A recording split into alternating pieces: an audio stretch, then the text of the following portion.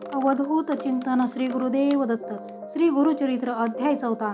त्रयमूर्ती भगवान श्री दत्तात्रेयांची कथा. या अध्यायाचे पठण अथवा श्रवण केल्याने श्री छळाचा दोष नाहीसा होतो आणि स्वहिताचे रक्षण होते. गुरुचरित्रातील या 4थ्या अध्यायाला मराठी कथा स्वरूपाला सुरुवात करूयात. त्रयमूर्ती भगवान श्री दत्तात्रेयांचा अवतार कसा झाला ते मला सविस्तर सांगा, असे नामधारकाने विचारले असता सिद्धयोगी नामधारकाला म्हणाले, नामधारका, तू फार चांगला प्रश्न केला आहेस. तू प्रश्न विचारल्यामुळे मला ती कथा पूर्ण आठवत आहे. प्रथम मी तुला अत्री ऋषी कोण होते ते सांगतो. सृष्टी निर्माण होण्यापूर्वी सर्व जलमय होते. त्यामध्ये हिरण्यगर्भ झाले. ते रजगुणांपासून निर्माण केले, त्याला ब्रह्मांड असे म्हणतात. मग त्याचे 2 तुकडे झाले. तेथे वरती आकाश आणि खालती भूमी असे 2 भाग झाले. ब्रह्माने तेथे 14 भुवने निर्माण केली. 10 दिशा, मन, बुद्धी, वाणी आणि कामक्रोधादी षडविकार उत्पन्न केले. मग सृष्टीची स्तोत्र रचना करण्यासाठी मरीची, अत्री, अंगिरस, पुलस्त्य, क्रतू आणि वसिष्ठ असे हे 7 मानसपुत्र निर्माण केले. या सप्तऋषींपैकी अत्रींची पत्नी अनसूया ही श्रेष्ठ पतिव्रता होती. साक्षात जगदंबाच होती ती. तिच्या लावण्य रूपाचे वर्णन करता येत नाही. थोर पतिव्रता असलेल्या तिची ती पतिसेवा पाहूनही स्वर्गाचे ऐश्वर्य घेईल की काय याची सर्व देवांना भीती वाटू लागली. आणि मग इंद्रादी सर्व देव, ब्रह्मा, विष्णू आणि महेश या त्रिदेवांना भेटले. यांनी अत्री, अनसूया यांची सगळी हकीकत सांगितली. इंद्र म्हणाले, महातपस्वी अत्रीची पत्नी अनसूया असामान्य पतिव्रता आहे. ती काया, वाचा आणि मनाने अतिथींची पूजा करते. ती कोणालाही विनमुख करत नाही. तिचे अलौकिक आचरण पाहून सूर्य सुद्धा तिला घाबरतो. तिला उन्हाचा त्रास होऊ नये म्हणून तिच्यासाठी अगदी शीतल होतो. वारा सुद्धा मंद मंद गतीने वाहतो. तिच्या पायांना त्रास होऊ नये म्हणून भूमी मृदू होते. ती शाप देईल अशी आम्हा सर्वांना भीती वाटते. ती कोणत्याही देवाचे स्थान हिरावून घेईल असा तिच्या पुण्याचा प्रभाव आहे. यावर काही उपाययोजना करा, नाहीतर सर्व स्वर्ग तर जाईलच, शिवाय आम्हाला तिच्या दारामध्ये सेवा करीत राहावे लागेल.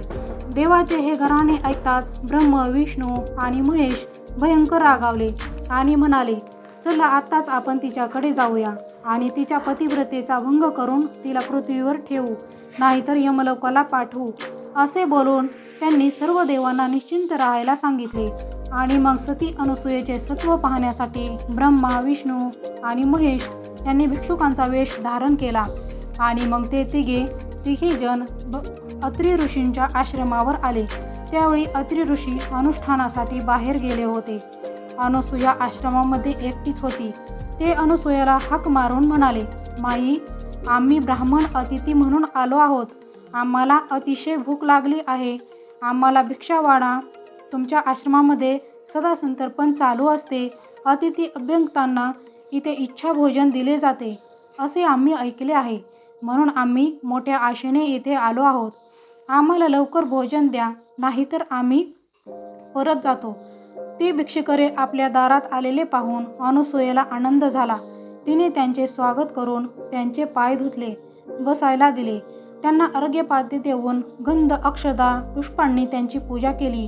आणि मग हात जोडून म्हणाली, आपण स्नान करून घ्या, तोपर्यंत मी पाने वाढते.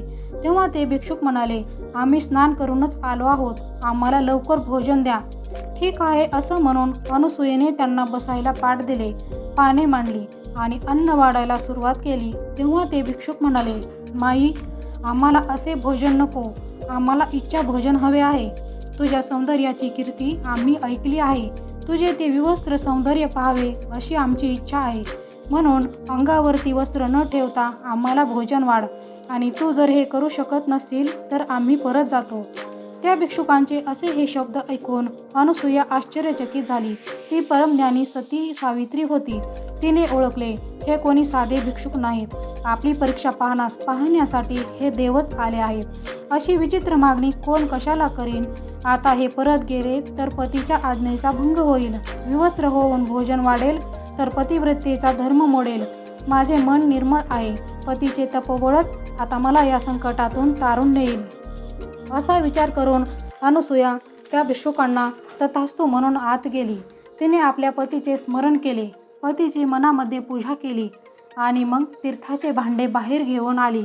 तिने आपल्या पतीचे एकदा स्मरण केले आणि ते तीर्थ तिघा भिक्षुकांच्या अंगावरती शिंपडले. आणि काय आश्चर्य, त्याच क्षणी त्या 3 भिक्षुकांची 3 तेजस्वी सुंदर बाळे बनली. मग स्वतःला सावरून ती त्या बाळांना मांडीवर घेऊन थोपटू लागली. अंगाई गीते गाऊ लागली. ती 3 बाळे भीतीने व्याकुळ होऊन रडू लागली. त्यांना आता अन्नाची क्षुधा नव्हती. त्यांना हवे होते ते आईचे दूध. त्याच वेळी अनुसूयेच्या वात्सल्याने पाना फुटला. तिने एकेका बाळाला स्तनपान देऊन शांत केले आणि मग तिने त्या बाळांना पाळण्यामध्ये ठेवून झोपवले. अवघ्या विश्वाची उत्पत्ती, स्थिती आणि लय करणारे ब्रह्मा, विष्णू, महेश हे त्रिदेव अनुसूयेच्या तपोबळाने त्यांची बाळे झाली. तिच्या स्तनपानाने त्यांची भूक शमली. दुपारी अत्री ऋषी अनुष्ठान संपवून आश्रमामध्ये परत आले. पाळण्यातील 3 बालकांना पाहून त्यांना आश्चर्य वाटले. अनुसूयेने त्यांना सगळी हकीकत सांगितली. हे 3 बाळे म्हणजे ब्रह्मा, विष्णू आणि महेश हे त्रयमूर्ती आहेत. हे अत्री ऋषींनी अंतर्ज्ञानाने ओळखले. तेव्हा ब्रह्मा आणि विष्णू महेश अत्री ऋषीपुढे प्रकट झाले आणि वर माग असे ते अत्रींना म्हणाले. तेव्हा ते अनुसूयेला सुद्धा म्हणाले, त्रयमूर्ती आपल्यावर प्रसन्न झाले आहेत. इच्छा असेल तो वर मागून घे. तेव्हा अनुसूया हात जोडून म्हणाली, नाथ, हे 3 देव तुमच्या तपश्चर्याने प्रसन्न होऊन येथे आले आहेत. तुम्ही त्यांच्याकडून पुत्र मागून घ्या. अत्री म्हणाले, हे देवदास श्रेष्ठांनो, तुम्ही बालरूपाने माझ्या आश्रमामध्ये आलात तर पुत्ररूपाने तुम्ही इथेच राहा. तेव्हा तथास्तु म्हणून 3 देव स्वस्थानी गेले. मग कालांतराने ब्रह्मदेव चंद्र झाले, श्री विष्णू दत्त झाले आणि महेश दुर्वास झाले. काही दिवसांनी चंद्र आणि दुर्वास मातेला म्हणाले, आम्ही दोघे तपाला जातो. 3रा दत्त इथेच राहील. तो त्रयमूर्ती आहे असे समज. अनुसूयेने त्यांना आज्ञा दिली आणि चंद्र आणि दुर्वास तप करण्यासाठी निघून गेले.